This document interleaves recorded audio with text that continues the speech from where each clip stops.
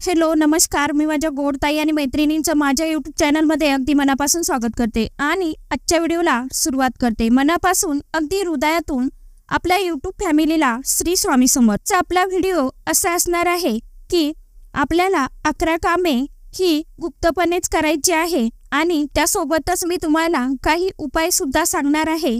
तर ते उपाय माझ्या यूट्यूब परिवाराने सर्व करून बघावे आणि त्याची प्रचिती येते की नाही हेही सुद्धा तुम्ही जाणून घ्यायला हवं. आणि कृपया व्हिडिओ संपूर्ण बघत जावा आणि व्हिडिओला लाईक सुद्धा करत जा. तुम्ही व्हिडिओ बघता परंतु तुम्ही व्हिडिओला लाईक करत नाही. चॅनलवरती जर का नवीन असाल आणि पहिल्यांदा आपले व्हिडिओ बघत असाल तर असे व्हिडिओ तुम्हाला बघायला आवडत असतील तर आपल्या चॅनलला लाईक शेअर सबस्क्राईब जरूर करून ठेवा. आणि हो, नुसतं सबस्क्राईब करू नका, समोर जे घंटीचं बटन दिसतं ते प्रेस करा आणि त्यामध्ये तुम्हाला ऑल ऑप्शन येतं, तिथे तुम्हाला क्लिक करायचं आहे. म्हणजे मी जे व्हिडिओ तुम्हाला टाकेन त्याचं नोटिफिकेशन तुम्हाला येईल, म्हणजे शोधत बसायचं काम पडणार नाही. चला तर मग वेळ न लावता आता व्हिडिओकडे जाऊया. आता पहिलं काम आपलं असं आहे की रोज सकाळी आपण जेव्हा झोपेतून उठल्याबरोबर आपला डावा पाय आपल्याला जमिनीवर ठेवायचा आहे. असे केल्याने त्या दिवशी आपल्या कोणत्याच कामात अडथळा निर्माण होत नाही. दुसरा नियम असा आहे, आपण सकाळी पहिल्यांदा जेव्हा घरातून काही कामानिमित्त बाहेर जायचं असेल तर आपल्या शर्टच्या वरच्या खिशात काहीतरी पैसे ठेवायचे आहे. मोकळ्या खिशाने कधीही बाहेर पडायचं नाही. शर्टच्या वरच्या खिशात सुट्टे पैसे विशेष करून ठेवत जावा, कारण पैसा हा पैशाकडेच जातो, हे शाश्वत सत्य देखील आहे. आता तिसरी गोष्ट, प्रत्येक सोमवारी महादेवासमोर तुम्हाला कणकेचा दिवा तयार करायचा पंचमुखी. त्यामध्ये तुम्हाला थोडी हळद घालायची आहे त्या पिठामध्ये आणि पंचमुखी दिवा आपल्याला करायचा आणि आपल्याला लावायचा आहे तो, जेणेकरून आपलं प्रत्येक काम हे अगदी यशस्वीरित्या पार पडते. चौथा नियम, आता आपल्याला जर कुठे महत्त्वाच्या कामाला बाहेर जायचं आहे तर तुळशीची 3 पानं खाऊनच जायचं आहे. असं केल्याने आपल्या कामात कोणताही अडथळा निर्माण होणार नाही. आपलं काम हे अगदी सहजरित्या पार पडेल.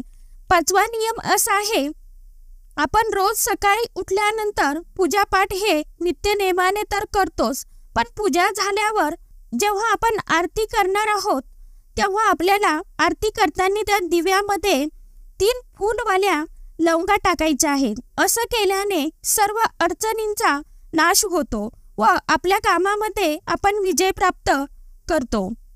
6वा नियम असा आहे, तुम्हाला जर का कोणत्याही महत्त्वाच्या किंवा शुभ कामाला जायचं आहे तर आपण घरातून बाहेर जाताना जर आपल्याला असं वाटत असेल कामात कोणतीही अडचण येऊ नये किंवा कोणताही संकट किंवा विघ्न येऊ नये असं वाटत असेल तर आपल्या घराच्या मुख्य दरवाज्यातून प्रथम आपला उजवा पाय टाकून बाहेर जायचं आहे.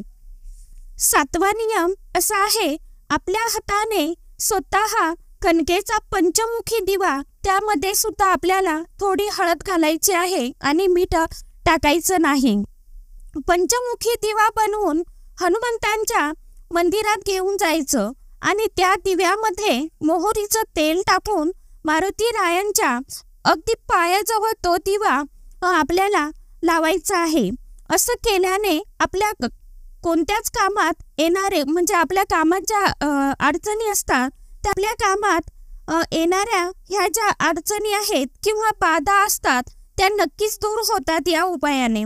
8वा उपाय असा आहे, एक नारळ चांगलं पाण्याचं घ्यायचं आहे आणि त्यावर कुंकुवाचा टिळा लावून आपल्या कामाच्या ठिकाणी सोबत घेऊन जायचं आणि तिथे ठेवून द्यायचं. ते जेव्हा आपलं काम हे पूर्ण यशस्वीरित्या होईल तेव्हा तो नारळ आपल्याला गणपती बाप्पांच्या मंदिरात ठेवून द्यायचा आहे आणि गणरायाला आपली इच्छा पूर्ण झाली असेच तुम्हाला सांगायचं आहे आणि गणपती बाप्पाला किंवा गणरायाला तुम्हाला मनोमन प्रार्थना करायची आहे।